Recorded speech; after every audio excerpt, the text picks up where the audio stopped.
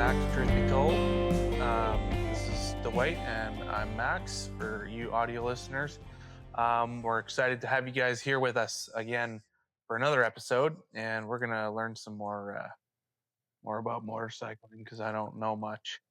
Well, I don't know much either. That was quite evident. I got my motorcycle license when I was 16, 17 years old. And so that's 50 years ago, and rode, a fair bit for a little while then, and then a long period of time. And my friend Scott, and I want to talk about him in a minute because that's really, he was the guy that encouraged me to come. And, but so, uh, I want to talk about encouragement. I want to talk about what that does in the midst of all of this, right? And when you feel like when you feel like you failed, when you feel like you know, as I said to the guys, you know what? There were a few things that I did, and I go, yeah. Yeah, I'm the idiot that everybody got to watch that, and but so Scott, some of the things I want to say, and I want us in the fall to do a couple of things together on mentoring, because that's where Scott really and I want to move from where I mentored him when he was 16, 17 years old through his early 20s to that part of encouragement now. Yeah, totally. On a thought, just kind of from the beginning of this, is thinking about the encouragement part and not knowing anything. I don't know when we don't know anything about something, we don't know a lot. Yeah. But when you have somebody to come alongside and encourage you, so like if you're new to faith, if you're becoming curious, or you're uh, discovering who Jesus is, or you're curious, it can seem daunting. Like, where do I start? What do I do with this? Do I go to this church or that church? Well, it doesn't. There is some things to look for, but that's where I think having people around you. So you go on this bike trip, you don't know a lot, you don't know where you're going. It's all uncharted territory, if you will. But that's kind of like entering into the walk with Jesus. Absolutely. It's uncharted territory when you're brand new to it, and the encouragement and having people around you, that it's just starting anything new is like that. So you're not alone, basically. So Scott and I started this journey together, and church that I pastor just outside of Fredericton, New Brunswick. And Scott came to church, and I don't remember the first time he came to church, but he came with his grandparents, and they were godly folks. And I really liked them. But I remember one Sunday that it was the Sunday evening service, and back then we had Sunday evening services in the Maritimes, and so Scott's grandparents come out by me, and as Scott was coming by, I sensed the Spirit of God saying to me, "I wonder what difference it would make if somebody took an interest in his life." And I went, "God, I'll be that person." And so for the next 5, 6+ years, whatever, he would come to our house, and he'd come to our house, and we were going skiing, and we took him skiing with us. We were doing things as a family. We were doing that. And until last summer, I had no idea. Like, he had a godly influence and a good home life, right, with his grandparents, but that wasn't always the story. And I never heard that until last summer. And he sent me a text during the winter, and he said, "I want to thank you." He said, "You made it fun to grow up in the Maritimes." And when I heard his story, with all of the struggles and all that was wrapped up in that, and so I began to have this influence, spend time with him. And now he's a pastor. He's planted a church. He's back at the church that he planted over in Crofton on Vancouver Island, and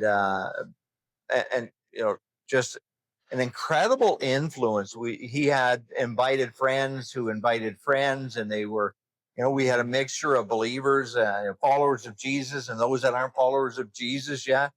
And I watched his interaction with all of these men, Right.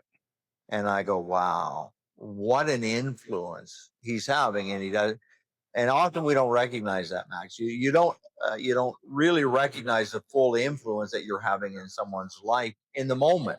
Yeah. And Yeah, so because you're just doing life, like as you've put it. You're Yeah. just doing life and existing with them, walking alongside them, being a part of their life, yeah, and yeah. taking an interest in each other. Yeah, so Scott was here to visit us last summer on the farm, and he brought his motorbike, and we talked a little bit about that. And then in the winter, he said, we're going on a motorcycle trip. He said, why don't you come? Mm-hmm. And so that was a whole conversation, a long journey to get to there. And I bought the motorbike and was all planning to ride it, but did not have a clue what the train would be like. Didn't have a clue of how good a riders I would be riding with, and on the other hand, didn't have a clue how little I knew.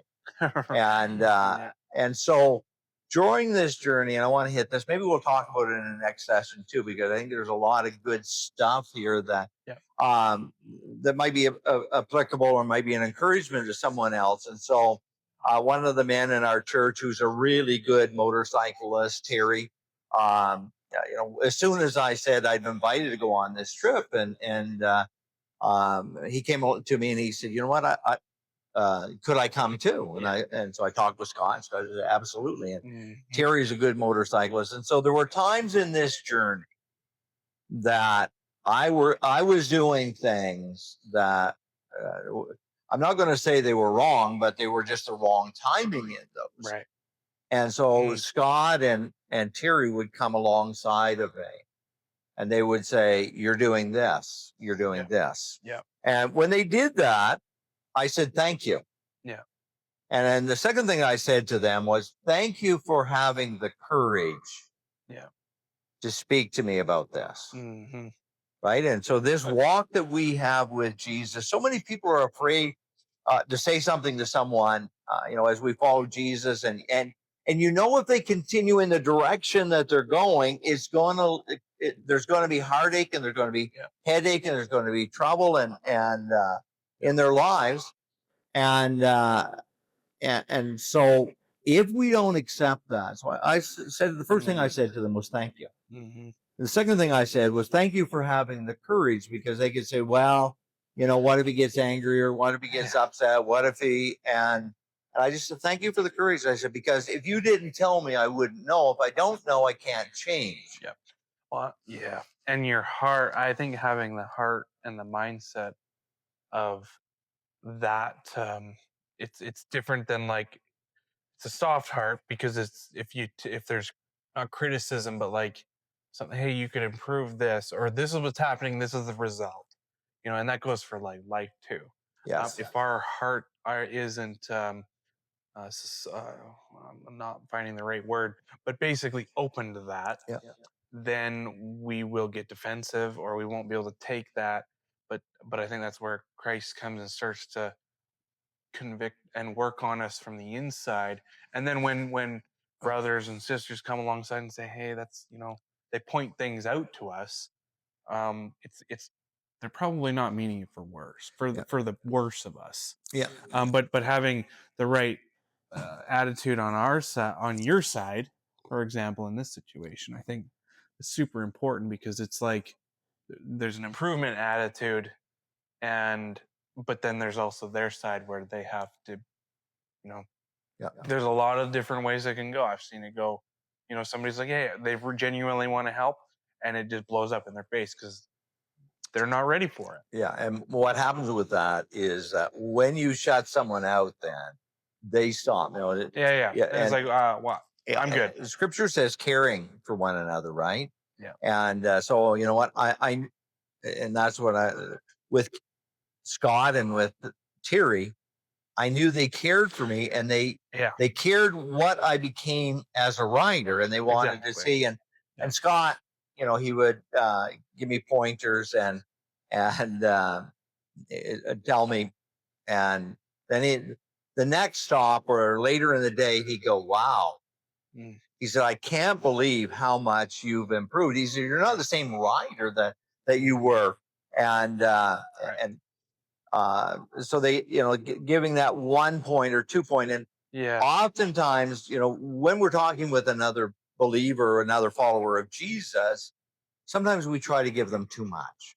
Yeah. And then it's just like, I can't change all of this in my life right now, right? no. And then it feels daunting and like I can never achieve or Uh, never. It's weight. It's weight. yeah, it's And all, yeah. But one thing at a time. yeah, one thing at a time. And One day at a time. yeah, and so what was interesting that we rode 2 or 3 days together with this group of guys, and we rose.